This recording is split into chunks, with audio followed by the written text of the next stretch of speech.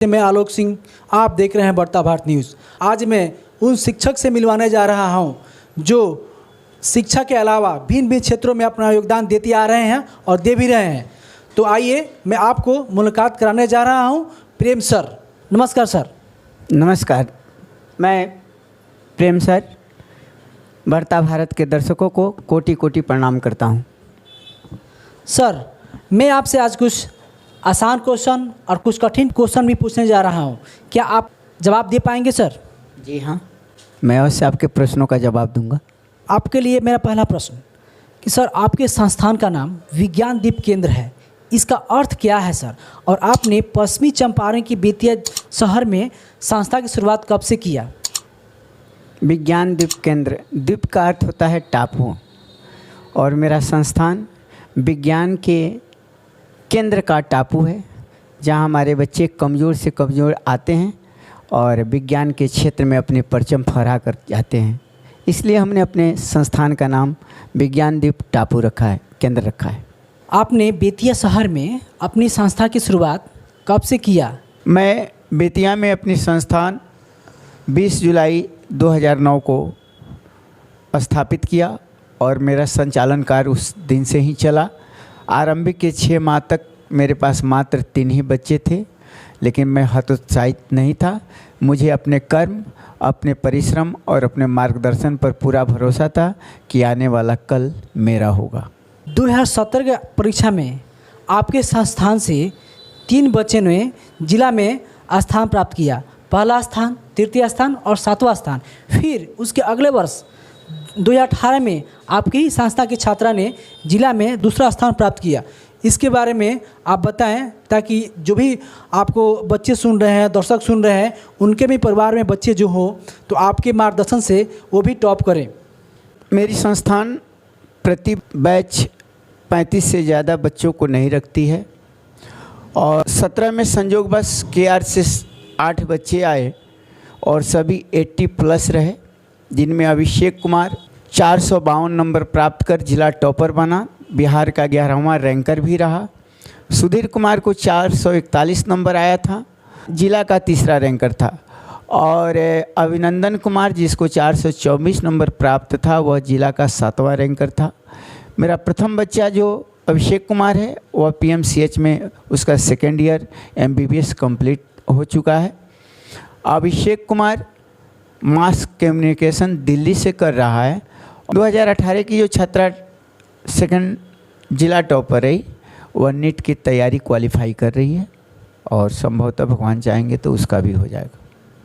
Sir, शिक्षा से आप राजनीतिक में कदम रखें और आपको सफलता मिली। पहली बार में आप सरपंच अपने गांव के बने, और सरपंच बनने के बाद गांव की जो भी समस्याएं हैं आपने पूरा निभाया। इसके बारे में बताएं आप। देखिए, सबसे तो पहले मैं अपने पंचायत के उन बुद्धिजीवियों को कोटि कोटि प्रणाम करता हूँ, जिन लोगों ने मुझे पहले ही चुनाव में उस काबिल समझा और मुझे चयनित किया। मैं आपको बता दूं कि मेरा पंचायत ग्राम पंचायत राज बेतियाडी है, जहाँ लगभग 80% फॉरवर्ड लोग रहते हैं, बुद्धिजीवी वर्ग हैं। वर्तमान में MLC मेरे ही पंचायत से हैं, ये खुशनसीब है मेरा। और चुनाव जब हमने लड़ा तो पैदल अपने पंचायत का परिभ्रमण किया, बहुत जगह उपहास का पात्र भी मिला। कुछ लोग मेरे शरीर को देखते थे, मेरी मोटाई देखते थे, कद देखते थे, व्यंग भी करते थे, लेकिन मुझे अपने काम पर भरोसा था। लोगों में कहीं ना कहीं मुझ में खासियत दिखाई दी। पेशे से मैं टीचर हूँ और लोगों ने मुझे चयनित किया, और मैं उन सभी मतदाताओं को, जिन लोगों ने मुझे मत दिया, ये कभी नहीं होने दिया कि वह स्वप्न में भी यह सोचे कि मेरा वोट दिया गया अमुक व्यक्ति को व्यर्थ गया।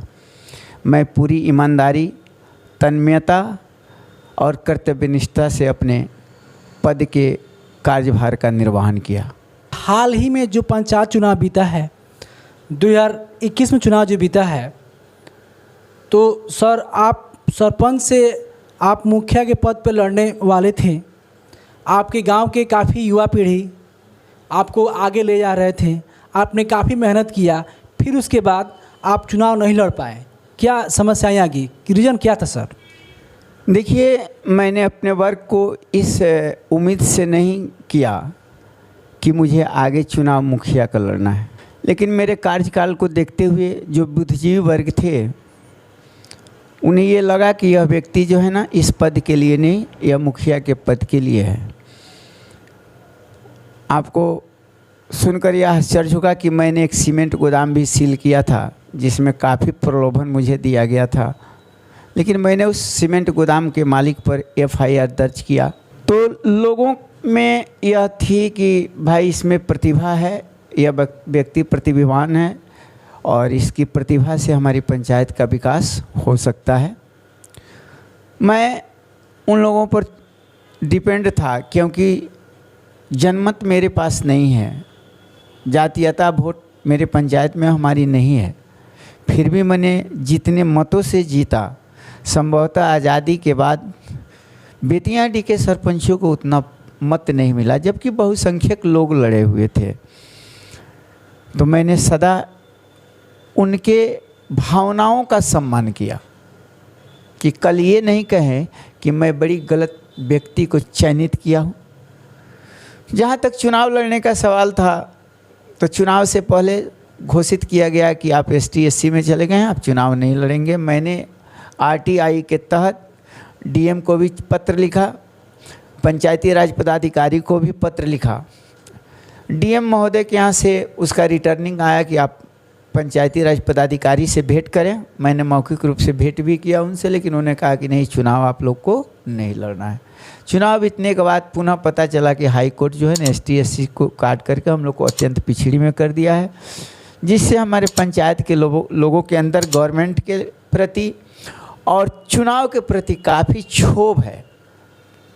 पंचायत में जाने के बाद लोग अफसोस भी करते हैं कि काश आपका अगर सीट रहता तो आप बेतियाडीह के मुखिया रहते। क्या आज भी आप अपने क्षेत्र में सेवा दे पाते हैं? जी हाँ, मैं अपने ट्यूशन के कार्य को समाप्त करने के बाद अपने पंचायत में घूमते रहता हूँ। जिन्हें जहाँ आवश्यकता पड़ती है, आवेदन लिखना हो, आवेदन करना है, थाना पर बात करना है, कहीं जाना है, मैं आज भी उनके साथ हूँ और सदा रहूँगा। लोग रात में भी बुलाते हैं, 10 बजता है, 12 बजता है, 1 बजता है, हालांकि घर के लोग डांटते भी हैं, लेकिन मैं जिस समय लोग मुझे याद करते हैं, मैं उनकी सेवा में हाजिर रहता हूँ। आपसे मेरा एक कड़वा प्रश्न सर, दिन पे दिन बिहार का शिक्षा स्तर काफ़ी गिरते जा रहा है, और जो एक प्राइवेट शिक्षक होने के नाते मैं सभी प्राइवेट शिक्षकों से कहना चाहता हूं और आपसे मैं पूछना चाहता हूं सर, कि आप लोग यदि नहीं रहते तो बच्चे आज हमारे 10वीं 11वीं 12वीं या आगे भी बेहतर शिक्षा नहीं कर पाते हो सर। तो इसके बारे में बताएं सर कि बेहतर शिक्षा जो आप लोग दे पाते हैं और सरकारी स्कूल शिक्षक नहीं दे पाते हैं, जबकि एक सरकारी स्कूल शिक्षक को करीब 40+ सैलरी मिलने के बावजूद वो नहीं दे पाते हैं। शिक्षा को कैसे बेहतर किया जाए, ज़रा आप मुझे ये बताइए सर। देखिए, जहाँ तक मुझे अपना विचार है कि गवर्नमेंट हमें साक्षर कर रही है, शिक्षित नहीं कर रही है। कभी बिहार शिक्षा का केंद्र रहा है। आप जानते होंगे कि हमारा जो है नालंदा विश्वविद्यालय विश्व स्तर पर प्रचलित रहा है। गवर्नमेंट अपनी जिम्मेवारियों से दूर है। पंचायती राज व्यवस्था में नीतीश कुमार ने सबसे पहले मुखिया लोगों के हाथ में शिक्षक का चयन करने का जो अधिकार दे दिया, वहाँ चूक गए, जिसके कारण हमारी प्राइमरी स्तरीय जो शिक्षा है वह ध्वस्त हो गई। आज 10th क्लास के बच्चों को शुद्ध लिखने नहीं आता है। जो टीचर स्कूलों में हैं उन्हें अपने वेतन से काम है, क्योंकि उनके बच्चे प्राइवेट संस्थानों में, अच्छे संस्थानों में पढ़ते हैं और सरकारी स्कूलों में गरीब के बच्चे पढ़ते हैं। तो मैं सबसे पहले तो गवर्नमेंट को ही दोषी ठहराऊंगा। और आपने सही कहा कि यदि प्राइवेट स्कूल और प्राइवेट ट्यूटर नहीं रहते तो बिहार की शिक्षा स्तर बद से बदतर हो जाती। उसके बाद भी प्राइवेट ट्यूटरों के लिए कहीं कोई जगह नहीं है।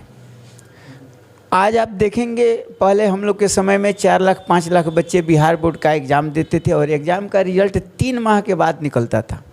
आज 20 लाख बच्चे दे रहे हैं। किसी भी सब्जेक्ट के लिए परफेक्ट टीचर किसी हाई स्कूल में नहीं है, फिर भी रिजल्ट जो है ना 1 माह के अंदर निकल जा रहा है। ये बिहार का दुर्भाग्य है। तो मैं वर्तमान मुख्यमंत्री, उप मुख्यमंत्री और शिक्षा मंत्री से आग्रह करूंगा कि बिहार के उन गरीब बच्चों के करियर को ध्वस्त नहीं करें, स्कूली व्यवस्था को सुदृढ़ करें, और नहीं तो स्कूल को प्राइवेटीकरण कर दें। क्या गरज है सरकारी टीचरों पर इतना खर्च करने के लिए? उस पैसे को प्राइवेट टीचरों पर ऐड करें कि जिस टीचर का रिजल्ट बेटर होगा उसको सरकारी ऐड दिया जाएगा, हमारी शिक्षा ऑटोमेटिक उठ जाएगी।